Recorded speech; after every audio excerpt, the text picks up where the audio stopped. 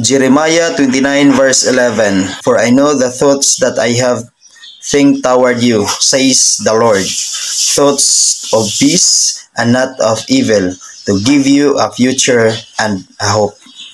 Ako lamang ang nasayod sa akong mga laraw alang kaninyo, sa paghimo kaninyong mauswagon, inay maalaot o paghatag kaninyong kaugmaon nga inyong gipangandoy. Igsoon, si Lord lang gyud ang nasayod sa iyang mga laraw alang sa atong kinabuhi.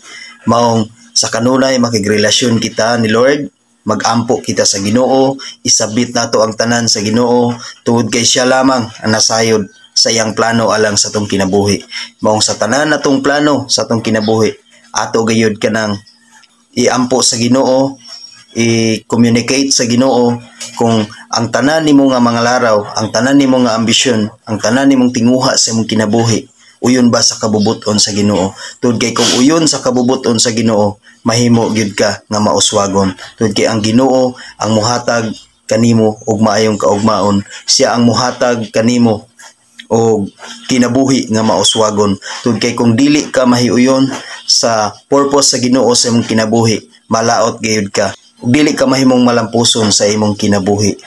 Mao sa kanunay igsuon, muduol kita sa Ginoo ug muampo kita kaniya aron mahimo kitang successful sa atong kinabuhi.